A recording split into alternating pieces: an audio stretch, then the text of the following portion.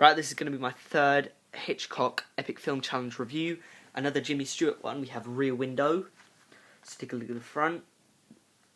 The side. This is a really slim case. And the back.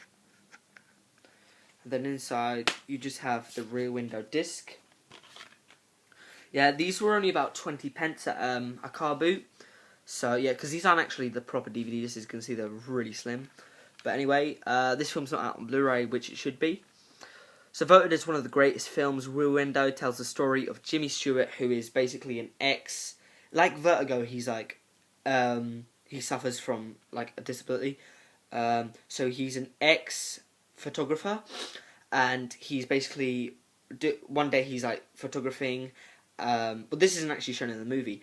One day he's photographing and like, he obviously is like disabled because he has to be in a wheelchair for like his whole life.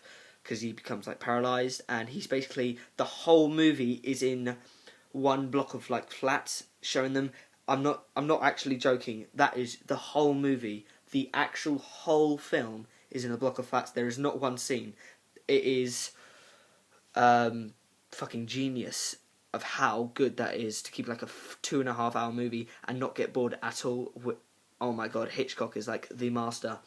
Anyway, and basically, so he's disabled in a wheelchair, and he has these like binoculars, and he just spies out, takes pictures of people, and he just looks around. And then one night, he like discovers something a bit weird. Like there's a guy who he thinks has killed his wife, and basically like he's spying on her and shit. And he's like, he writes down as a detective, and he becomes like really obsessed with it. And Grace Kelly, who's just beautiful in this, picks like him as her boyfriend, and it's just all that incorporated. And yeah, I can't tell much more if I will spoil it. Probably one of the best thrillers ever made. As I said, this film was just in a block of flats. That's it. And for like 2 hours, it was, oh my god. It wasn't even outside of anywhere else. That was just the whole film.